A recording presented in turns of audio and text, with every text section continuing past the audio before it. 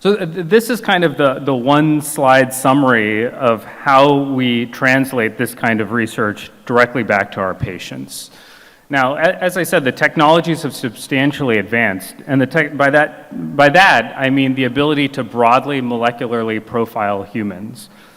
That has spanned primarily in genetics, but now into multiple additional molecular features. The reason why this is valuable is the traditional approach in identifying biomarkers for clinical use and also for drug development has been correlating biomarkers, selected biomarkers in the population, trying to model it, manipulating it in a laboratory setting, and based on that, then deciding whether to invest hundreds of millions of dollars into a clinical trial, of which many of them do not progress, often don't progress to the largest clinical trial. Genetics has now emerged as a tool to kind of be just before that step in clinical trials to help identify whether these are important investments to make, especially on the drug development side. Unlike traditional biomarkers that you correlate with the human genetic factors, those factors are fixed at birth and persistent throughout. So they provide us robust tools to say, if you do a perturbation or if this thing changes, will it then influence the outcome of interest? And I'll go through some key examples. And that's the principal focus that I'll talk about in this talk. And a couple hours before, we talked about using this kind of research also to improve risk prediction, particularly for younger adults, individuals for whom you want to invest pharmacotherapies more aggressively earlier. And then that last part, on using genomics for new medicines. Actually, I'll give a talk on this tomorrow.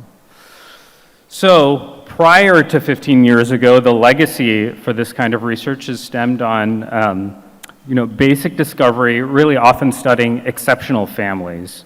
And the hallmark example, familial hypercholesterolemia, my colleague Dr. Ray later today will talk more about familial hypercholesterolemia. But in this approach, describing the molecular basis of familial hypercholesterolemia was really important and foundational, not only for these families, but for the broad insight of LDL cholesterol being important in atherosclerotic cardiovascular disease in the population. This is seminal work in the 1960s and 70s that led to a Nobel Prize in the mid-1980s. Now, fast forward, we have understood for at least half a century that cardiovascular disease happens in younger individuals, often without severe hypercholesterolemia. And when it's observed in younger individuals, often you see in other family members, it will also be observed in younger individuals. And there's a couple different ways to kind of quantify this, at least in the population. It's a very classic study in the 1990s, that's on your right. This is death due to coronary heart disease in a classical twin study. In this kind of approach, you look at concordance rates. If one twin has death from coronary heart disease, what's the likelihood of the other twin? And you compare dizygotic twins, which are conventional siblings. They share about 50% of the genome. And you compare that concordance rate to monozygotic twins. They share 100% of the genome.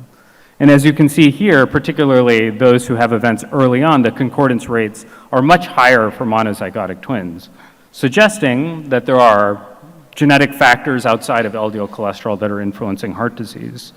And then additional foundational work in the Framingham Heart Study, led by my colleague Dr. Lloyd Jones and others, showed that, again, in the population now looking at likelihood for risk if first-degree relatives, not just siblings, have cardiovascular disease, what is the fold risk to that individual? And particularly when the event happens earlier in first-degree family members, there is an excess independent risk, independent of traditional risk factors. So all these observations were the reasons why there have been substantial investments in trying to understand the role of genetics in cardiovascular disease. And the technologies that we often use are these array-based technologies, so it'll be a little chip with about 1 million different variants. Now there are 3 billion base pairs in the human genome. Turns out the genetic variation that's pretty common tends to be highly correlated with others. So we can profile about 1 to 2 million genetic variants and kind of fill in the blanks through statistical procedures for most of the thing that is pretty common. That's kind of what that graphic on the right is meant to portray. And from that approach, we can prioritize many regions of the genome that influence risk for heart disease. Turns out that common genetic variation usually is, in between genes. And so it is actually really hard to go from this kind of data directly back to the genes and then in understanding mechanisms for disease. It is possible, and we do that, but there are some challenges. But a type of study that has been very helpful in directly driving mechanism is using these sequencing-based technologies. Now enumerating all the difference in the 3 billion base pairs for a given individual, because there we can find the more rare mutations that disrupt a gene. And from that approach, we can say, okay, what are the naturally occurring mutations that directly inhibit a gene, and is that person naturally protected from heart disease? And that is sort of the rare allele spectrum of this. Now, the poster child example of this, translating a discovery back to medicines, is PCSK9, and you heard beautiful description from my colleague, Dr. Ray, about one of the approaches to drug PCSK9, but the reason why we drug PCSK9 is actually from human genetic studies. Now, about 20 years ago, based on the work from Brown and Goldstein in familial hypercholesterolemia, colleagues in France ascertained FH families that did not have LDLR or ApoB mutations. They used an older approach called genome-wide linkage and positional cloning to ultimately prioritize a gene that nobody knew about at the time, PCSK9. Those, in the end, ended up being gain-of-function mutations for those patients. And then now using newer technologies, Helen Hobbs and Jonathan Cohen at UT Southwestern, they profiled African Americans in the US and found that about 1% of them happened to have loss of function, rare loss of function mutations in PCSK9. They had lower LDL cholesterol and seemed to be naturally protected from coronary artery disease. They also happened to find that there were some individuals in that database that had 2 loss of function mutations, meaning they lived without PCSK9 for about 30, 40 years and were otherwise fine. So no PCSK9 in their body. So all of that's pretty tantalizing for drug development, as far as efficacy and side effects. And over a relatively short period of time, today in the clinic, we have monoclonal antibodies for PCSK9 that have been demonstrated to be efficacious for lowering LDL cholesterol and lowering cardiovascular disease risk, and have been shown to be safe, consistent with the human genetics. Now, a parallel example has been another lipid-related gene, ApoC3. Prior studies in the Amish, turns out there's actually pretty common loss of function mutation in the Amish, where they have lower triglycerides, and in a study about 15 years ago, a lower burden of coronary artery disease. We observed in the population, in a general outbred European population, those mutations also lead to lower triglycerides, lower cardiovascular disease events. And then studying adults in Pakistan in consanguineous families, we found that ApoC3 knockouts exist. And these folks were fine, healthy, and also had very, very low triglycerides.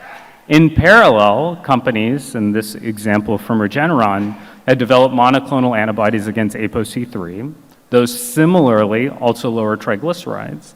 And now there are drug development programs to see if inhibiting ApoC3 will lower cardiovascular disease risk in the population, just like in the human genetics.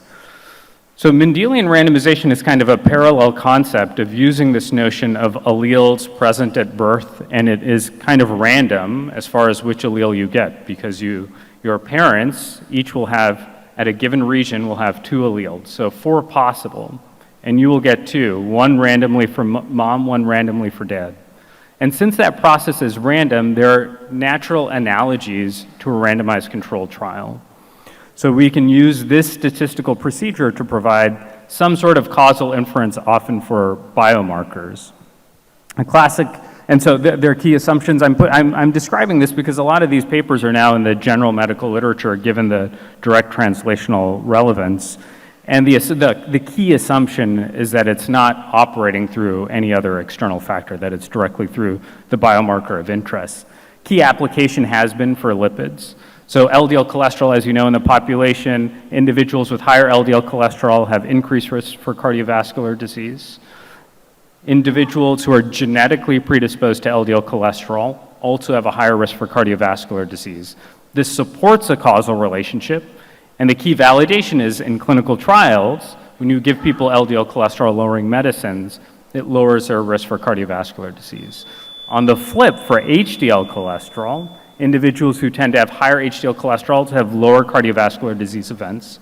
The genetics actually do not support a genetic relationship between HDL cholesterol and cardiovascular disease. And the clinical trials have all largely been disappointing for pharmacological lowering or increase for HDL cholesterol and cardiovascular disease prognosis. These were obviously underway before the advent of the tools to actually do this Mendelian randomization. Lipoprotein(a) is another lipid-related biomarker that is under drug development, and Mendelian randomization studies have also supported a genetic association between Lp(a) and atherosclerotic cardiovascular disease, and they support enthusiasm for the potential readout of these clinical trials. Just in the interest of time, I won't go through this in detail because we covered genetic risk scoring in the prior section, but again, this is another application of this kind of research. And then the last part is on pharmacogenomics, that this is looking at drug response based on specific alleles. This has been largely underwhelming to date, and that's because of the absence of the tools, and the data sets are generally much smaller than the large population-based data sets. But among the most compelling has been the application of CYP2C19 alleles to prioritize the appropriate P2Y12 inhibitors.